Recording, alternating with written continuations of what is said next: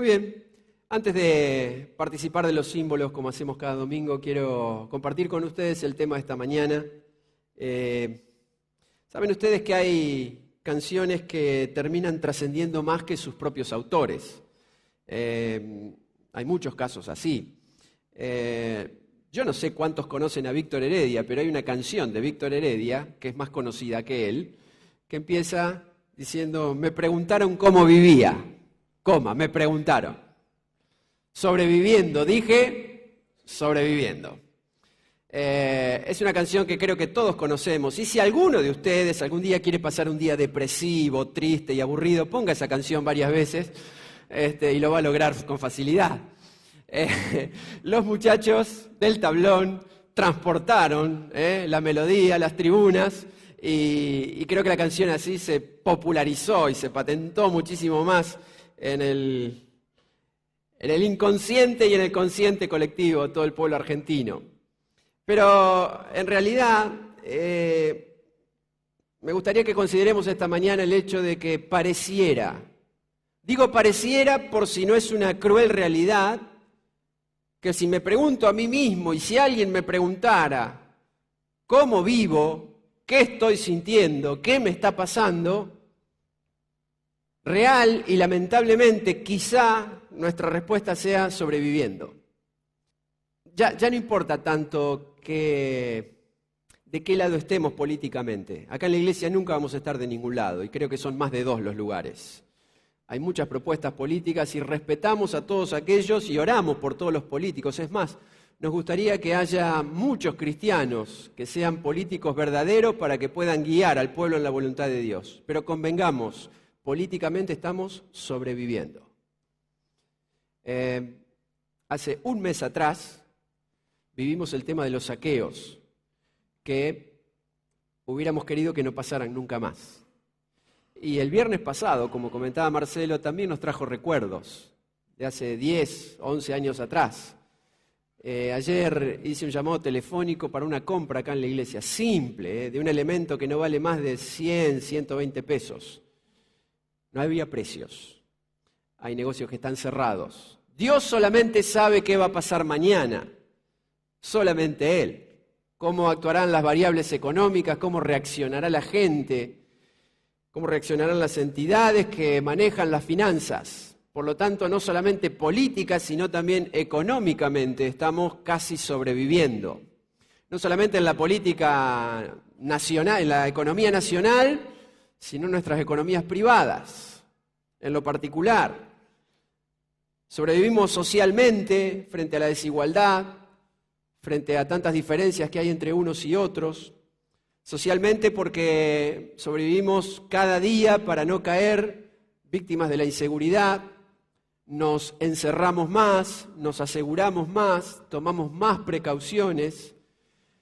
Sobrevivimos moralmente porque cada uno de nosotros tiene una vida pública, una vida privada, y frente a tantas circunstancias que generan la promiscuidad, la sensualidad, la corrupción, la posibilidad de vivir por izquierda, la posibilidad siempre a mano de tener la viveza criolla, también tratamos de sobrevivir moralmente, a veces por agradar a Dios, a veces por ser un ejemplo para nuestra familia, a veces por principios y valores propios. Pero al fin y al cabo, me parece que todos nosotros tratamos de hacer lo mejor posible. Muchos de nuestros matrimonios muchas veces sobreviven. Miramos hacia atrás, duramos, damos gracias y no sabemos cuánto más puede durar, y familias que sobreviven van generando y procreando hijos que también sobreviven. Entonces, en medio de esta realidad en la que estamos inmersos, no sabemos si sobrevivir ya será parte de nuestra manera de vivir. Hay 2 profecías en la Biblia que son muy interesantes. Yo escuchaba a mucha gente y muchos hermanos que conocen la palabra, que tratan de asociar los hechos a las profecías. Y claro, los rayos llaman la atención, ¿no? Las temperaturas, cómo el calentamiento global. Después prendemos la televisión y vemos que en Estados Unidos se están congelando.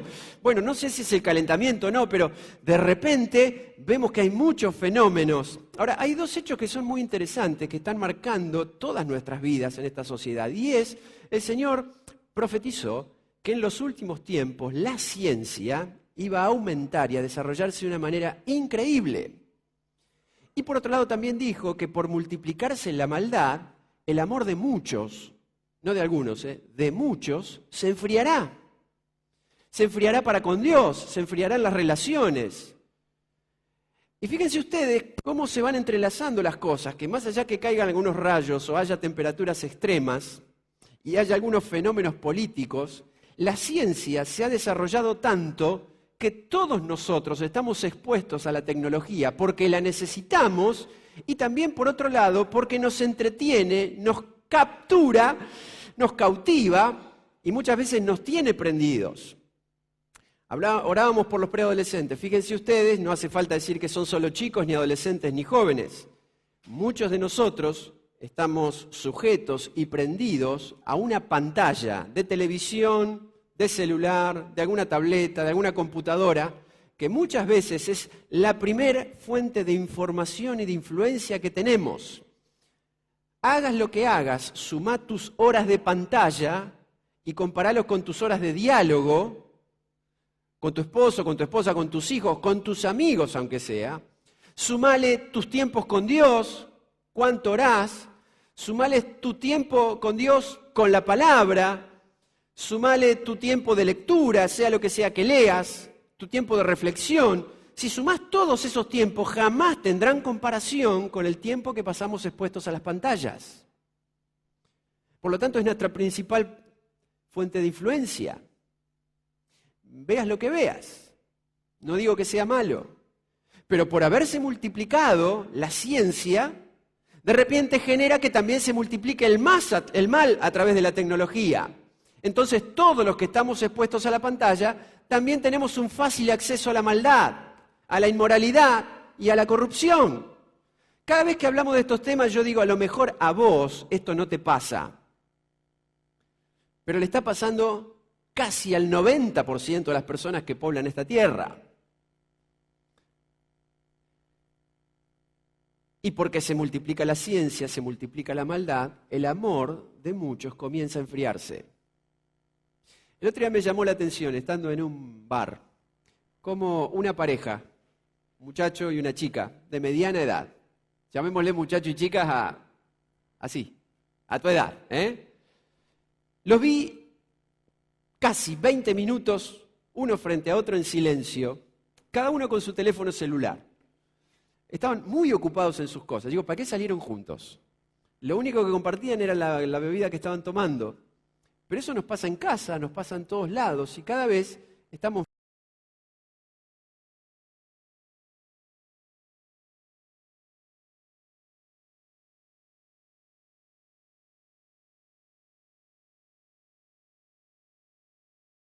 esperando que digamos algo, que pongamos algo.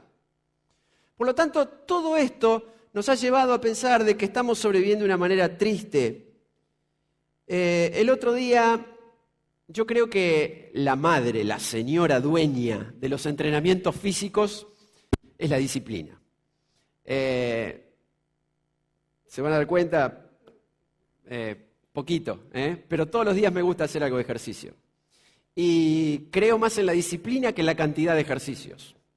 Entonces, manejé los horarios y me di cuenta que el miércoles a la noche, a la hora que baja el sol, no lo iba a poder hacer. Y dije, tengamos un momento de deportes extremos, y salí a las 3:30 a pedalear.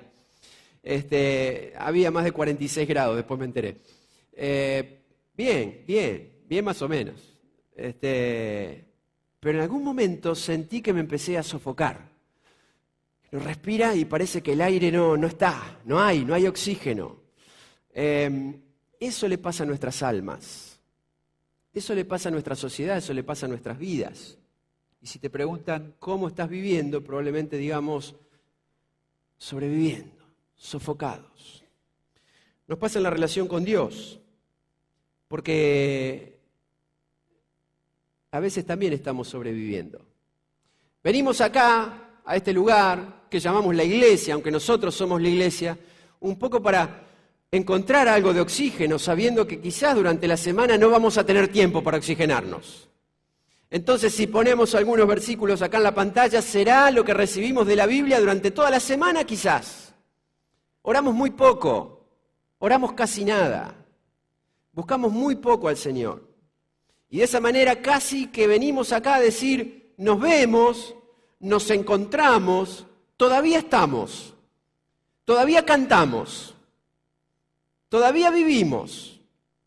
Estamos en una sociedad difícil donde hay mucha droga cada vez más cerca tuyo. Si no son tus vecinos, quizás ya estás lamentando que sean tus sobrinos, tus hijos, sino que te ha llegado a vos mismo. Una sociedad que se corrompe, una sociedad difícil, y allí estamos sobreviviendo y quizás venimos aquí a decir, acá estamos. Pero en realidad quiero compartirles brevemente esta mañana que el propósito de ser fiel al Señor no es solo perdurar. No, nunca tomemos la fidelidad como perdurar y nada más. Mientras perduramos, mientras permanecemos, el Señor Jesús nos dijo que tendríamos vida abundante, vida en abundancia. Por lo tanto, espiritualmente jamás podremos sobrevivir si es que estamos cerca del Señor. Tendremos vida en abundancia para nosotros y para compartir con otros también. Por eso, más que perdurar, la idea, el plan, el propósito de Dios es trascender para ser una bendición para los demás. Y deberíamos pensar muy bien por qué nuestro corazón late otra vez. Porque el Señor ha planificado que tengamos otro día más de vida, otro año más. Quizás estamos acá no solo para perdurar. Estamos totalmente en desacuerdo con muchos cristianos que simplemente están esperando la venida del Señor como un hecho pasivo para que nos saque de acá. Mientras no nos saque, tenemos mucho por hacer. Nos deja porque hay mucho por hacer, porque espera que muchos se arrepientan y mientras tanto es una deshonra a la obra de Dios en nuestra vida, al poder de la sangre de Jesús, que nosotros pasemos nuestra vida simplemente sobreviviendo. Allí figura en el boletín, nos estamos juntando con todos los grupos que manejan la juventud acá en la iglesia, de los más chiquitos hasta los más grandes. Estamos orando todos los viernes para que no vengamos otra vez a decir los fines de semana a los jóvenes, acá estamos, sino ¿para qué estamos? ¿Cuál es la misión? ¿Qué es lo que el Señor está queriendo en nuestros pibes? Ahora, creo que a veces peleamos con nuestras tentaciones y ahí tratamos de sobrevivir. Seguimos durante mucho tiempo todavía peleando con algunos hábitos que no hemos podido vencer. En algún momento de nuestra vida, cuando conocimos al Señor, nos dimos cuenta que hubo una transformación interior. Y una de las primeras evidencias es que empezamos a hablar distinto. Bueno, a mí no me entusiasma y a nosotros como iglesia tampoco nos entusiasma demasiado la gente que habla con palabras seleccionadas como para ser más santos. Pero sí estamos muy de acuerdo con lo que significa purificar el vocabulario para poder bendecir y edificar a las personas. De manera que nos entiendan. Porque Pablo dice, si yo hablo una palabra extraña o 10.000 palabras, y no solamente el hablar en lenguas extrañas, sino a veces que hablamos con palabras extrañas en español, ¿quién nos va a entender? Ahora, cuando podemos hablar simplemente el fruto de un corazón que está puro y de la abundancia del corazón habla la boca, de esa manera nosotros también irradiamos pureza. Ahora, cuando sobrevivimos, enseguida nos damos cuenta que un creyente empieza o vuelve a usar palabras que ya no había dicho más. Se escapan más fácil las malas palabras. Vuelve a insultar como antes no insultaba. Y el resultado es casi una variable de una ecuación siempre igual. Nuestra lejanía de Dios y nuestra lejanía de la comunión en la iglesia genera de repente que nos volvamos más vulgares. Y sobrevivimos. Yo quiero leer un solo texto esta mañana y algunos más vamos a poner ahí por las dudas que no leas esta semana, que puede impulsarnos a entender para qué el Señor nos permite tener una vida abundante. Está en Hechos 1:8. De acuerdo al evangelista Lucas, son las últimas palabras que el Señor Jesús dice antes de ascender, las últimas frases. Y dice, pero recibirán, el tema es quiénes, ustedes, nosotros, recibirán poder cuando el Espíritu Santo descienda sobre ustedes, y serán mis testigos, y le hablarán a la gente acerca de mí en todas partes, en Jerusalén, por toda Judea, en Samaria y hasta los lugares más lejanos de la tierra. Yo no encuentro en estas palabras una promesa de supervivencia, sino palabras de avivamiento espiritual, de influencia, de bendición. Recibirán poder. Cuando el Espíritu Santo está en nosotros, tenemos poder de Dios. Miren, hay algunas mentiras, muchos malentendidos, muchísimas dudas acerca del poder de Dios en la historia de la Iglesia. Porque algunos dicen que el poder de Dios solamente se muestra a través de ciertas manifestaciones, de ciertos resultados, de ciertas conductas y también de ciertos excesos. Por lo que ha provocado que muchos otros no quieran tener nada que ver con el poder de Dios. La verdad que yo no sé en cuál de los dos grupos estoy. Simplemente creo que como hijo de un Dios poderoso que nos dice que vamos a tener poder, tenemos poder. Lo que pasa es que ese poder, más allá de cualquier manifestación que puede haberla, indudablemente es una capacidad que tenemos para poder influir y bendecir en la vida de otros. Podríamos hablar y hablar, pero cuando nuestras palabras tienen el poder del Espíritu Santo, esas palabras pueden llegar a un corazón. Podemos hacer y hacer, pero cuando algo que hacemos está ungido por el poder del Espíritu Santo, eso puede impactar, cambiar los corazones, bendecir a las personas, atraerlas a Dios. Por lo tanto, sea que sea lo que creamos, en realidad sí coincidimos en que recibir poder del Espíritu Santo es una capacidad que el Señor nos da para poder bendecir a otros. Me serán testigos. Y de ninguna manera poder significa una cuestión de perdurar, sino de trascender para que el Señor pueda usarnos. Ahora, cuando me pongo a pensar por qué tan poco poder hay en nuestras vidas, por lo menos en la mía, creo que el poder nunca fluye en situaciones estáticas, en situaciones cómodas, cuando estamos detenidos. Cuando tomamos la supervivencia como un estilo de vida. Yo le contaba a los jóvenes, hay una canción que a lo mejor ustedes han nombrado, han sentido también hablando de canciones, de Charly García, que dice, yendo de la cama al living. Después dice cualquier cosa, pero me parece que nada trascendente pasa en la vida yendo de la cama al living. Nunca habrá adrenalina yendo de la cama al living, nunca habrá aventura, nunca pasarán cosas importantes. Espero que puedan entender lo que les quiero decir. En una vida cómoda nunca pasan cosas. En una vida estancada jamás se experimenta el poder. Miren, algunos que estudian, más que nosotros, algunas cosas de la vida, hablan de lo que ustedes habrán oído alguna vez que se llama el statu quo. Es una forma que nosotros adoptamos de ser, de pensar y de interpretar las cosas, y es muy difícil que nos movamos de ahí.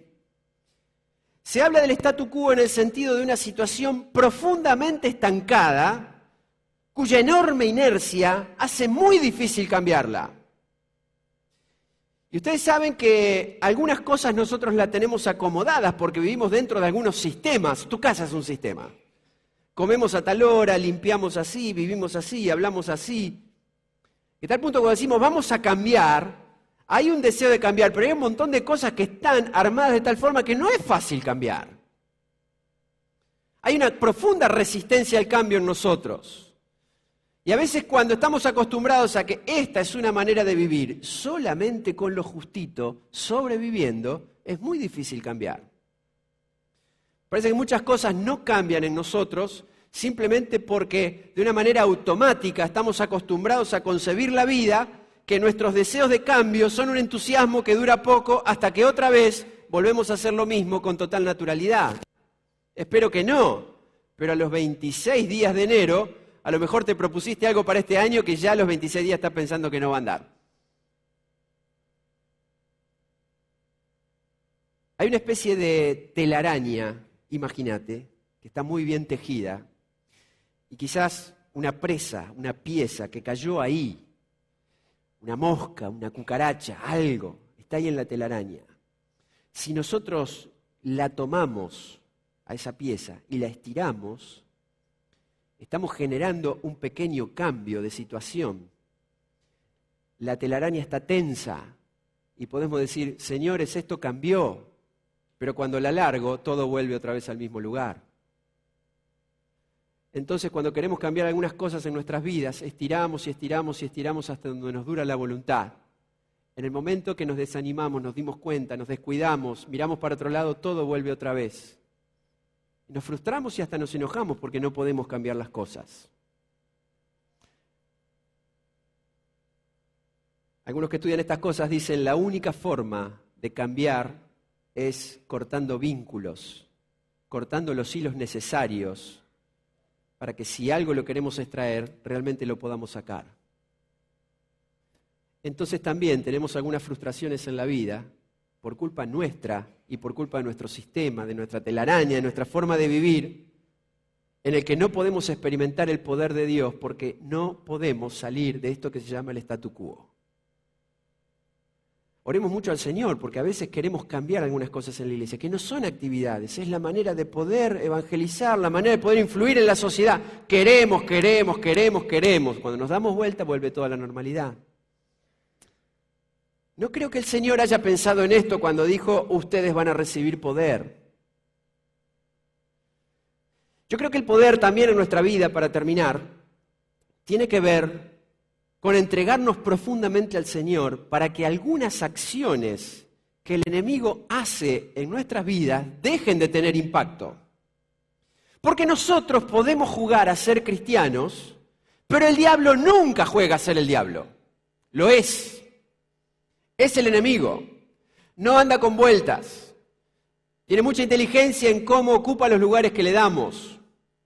Y yo quiero en esta mañana nombrarles 3 o 4 cosas que a veces nos hacen sobrevivir solamente porque le hemos entregado nuestro corazón al Señor, pero todavía seguimos enmarañados en un montón de cosas que el diablo sabe utilizar muy bien. La primera de ellas es la tentación. Bueno, todos somos tentados. Es el más común de los 4 ataques del enemigo que quiero compartir esta mañana con vos.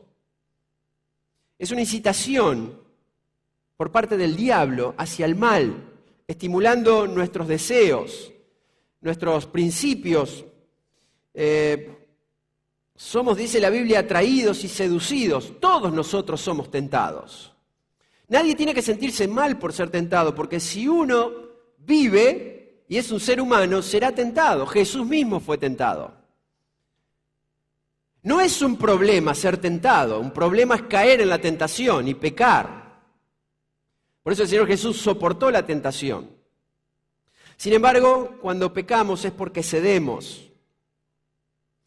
Y hay un texto que está en Santiago capítulo 4, verso 7, que dice, sométanse al Señor.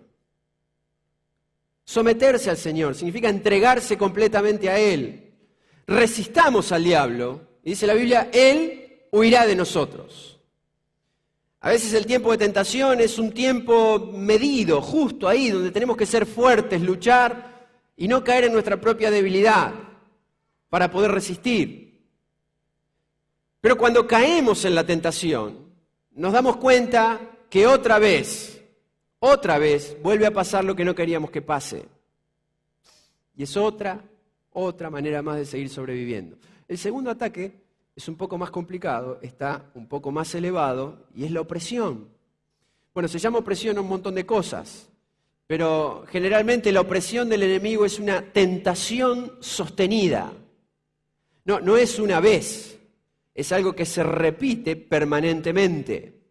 Muchas veces estimulado por nuestra propia mente también. Simplemente déjenme decirles un ejemplo. Un hombre se enamora mal de otra mujer que no es su esposa y tiene pensamientos de adulterio, de infidelidad, pero no es en el momento que la ve. Eso es una tentación.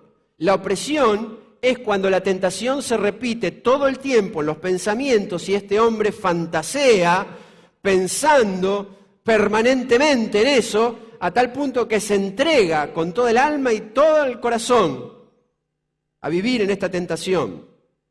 Así es como el diablo oprime las mentes. Y no solamente con las tentaciones, sino también con nuestras dudas, con nuestra incredulidad, con un montón de bloqueos mentales, con miedos, en que damos lugar vez tras vez, dejando un campo abierto, una pista de aterrizaje, para que las mentiras de Satanás y sus incitaciones caigan vez tras vez sobre nosotros.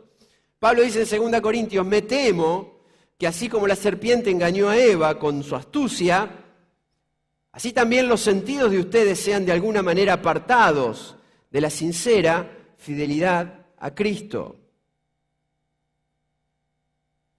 Porque la idea del diablo en la opresión no es simplemente tirarnos una carnada para que prendamos como en la tentación, sino que cuando muchas veces nos entregamos al mismo pensamiento, quiere extraviarnos de la verdad, quiere corrernos de la voluntad de Dios. Y hay un montón de mentes y de corazones que están oprimidos por el mal, porque no es una tentación que surgió, es algo que se está repitiendo en nuestra mente y peleamos con ello todos los días. Por eso el apóstol Pablo dice, tengan cuidado, me temo que no le esté pasando lo mismo y que sean apartados de la fidelidad a Cristo. En tercer lugar, otro ataque del enemigo son las ataduras.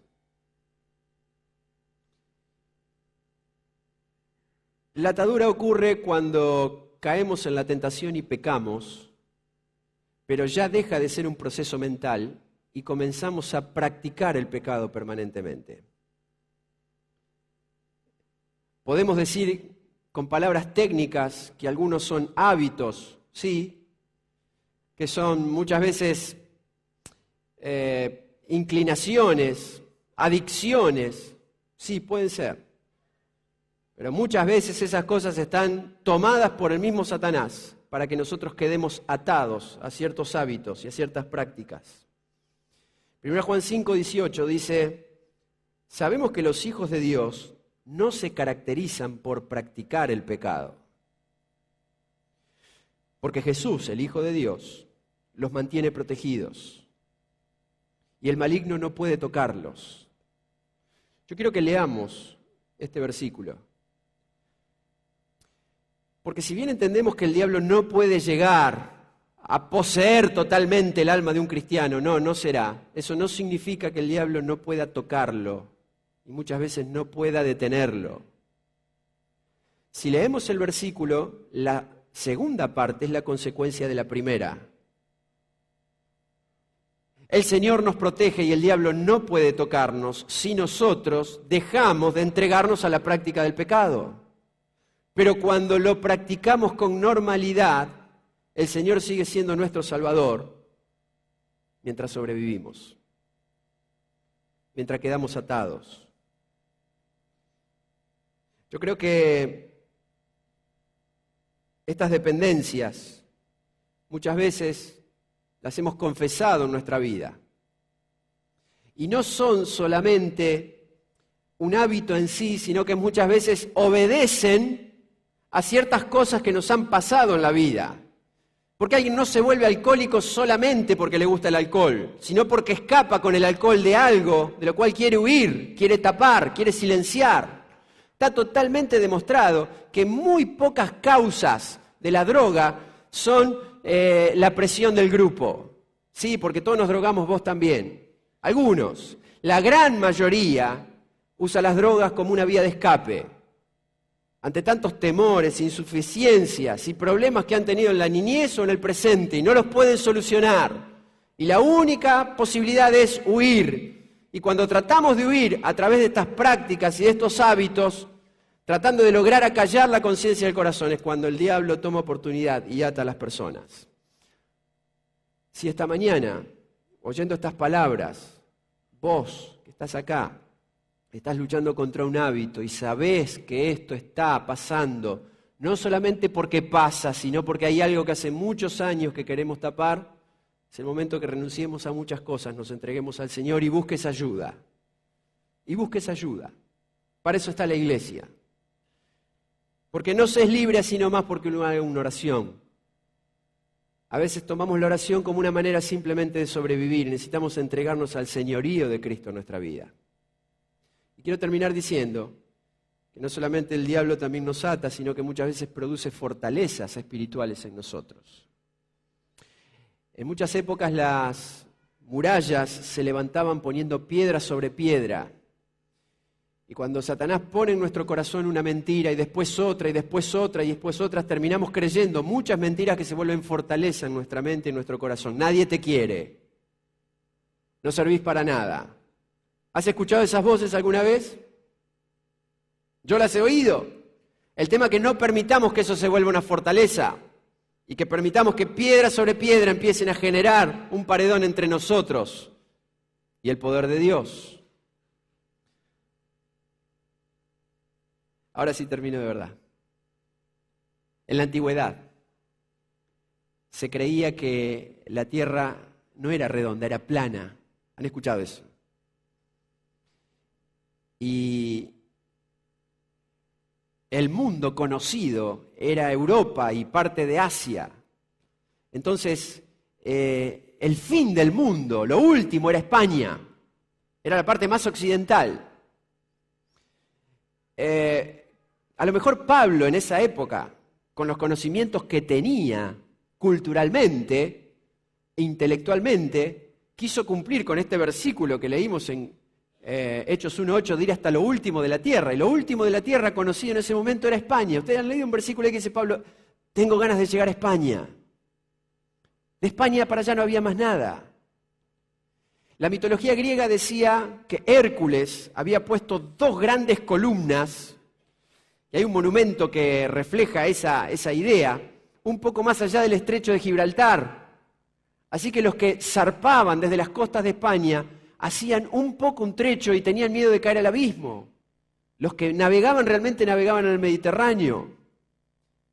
Y había un hecho que estaba reflejado, una frase que estaba reflejada en todos lados y que era parte aún de la moneda, que decía non plus ultra, significaba nada más allá. No hay nada más allá. Y era una realidad que nadie podía revertir. Hasta que un aventurero, un loco, alguien que se arriesgó a pedir dinero, a pedir permiso, a pedir a algunos presos, a alguien que lo pudiera acompañar, y junto con 2 carabelas más, eran 3, le dio derecho, pensando que nunca se iba a caer, pensando que tenía que demostrar que del otro lado había algo más allá. Y ustedes conocen la historia. El mundo fue distinto después de Cristóbal Colón. Por eso me parece que a veces estas mentiras de Satanás, que son un poco nuestras también, de pensar, no hay nada más allá. No hay nada más allá ni más acá que sobrevivir. Que venir a la iglesia un domingo, que es importantísimo, pero venimos a buscar oxígeno porque no podemos lograr experimentar el poder de Dios en nuestra vida, y menos para bendecir a otros, porque simplemente volveremos a la telaraña del statu quo para sobrevivir. El Señor Jesús dijo, me serán testigos. Con ese poder me serán testigos. Así que esta mañana yo simplemente quiero invitarte, esto será más que una oración, pero acá terminamos, a que busques la presencia del Señor en tu vida, porque no te mereces, como hijo de Dios, estar entregado a una práctica de supervivencia, cuando el Señor Jesús dijo 2000 años atrás, recibirás poder. Poder para sobreponerte, poder para ser bendecido, poder para bendecir a otros.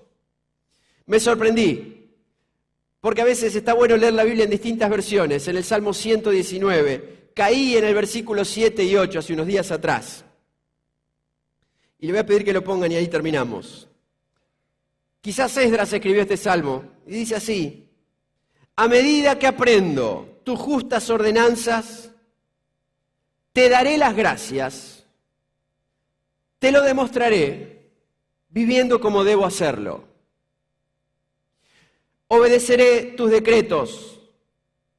Y esto es un clamor del corazón. Dice, por favor, Dios, no te des por vencido conmigo.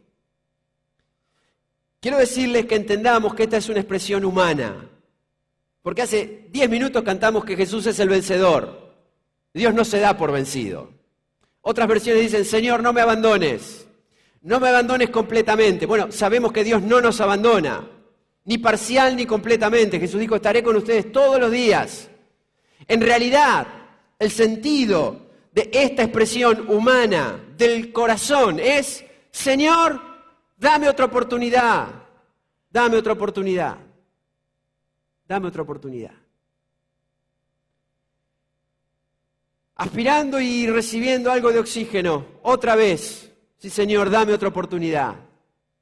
Reconozco que estoy cediendo a la tentación. Reconozco que el diablo ha logrado, en cierto sentido, oprimir mi mente. Estoy atado. No logro dejar la práctica del pecado. El diablo ha puesto fortalezas en mi mente, en mi corazón, y he llegado a creer cosas que no son verdad. Temores de cosas que jamás van a suceder. Eso lo único que ha hecho ha sido detener mi vida. Señor, lo que te pido hoy es que me permitas experimentar tu poder para vivir como debo hacerlo, para poder encender con tu luz a otros, pidiéndole por favor porque me conozco. Conozco bien la telaraña, conozco bien lo que significa volver a lo mismo. Señor, no te des por vencido conmigo hoy. Dame otra oportunidad. Amén. Vamos a orar al Señor.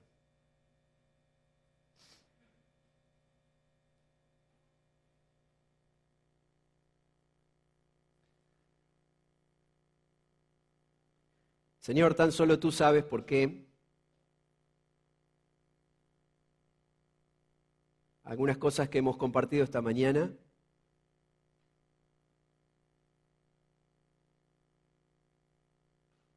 pueden llegar a lo profundo del alma de alguno de nosotros que estemos necesitados.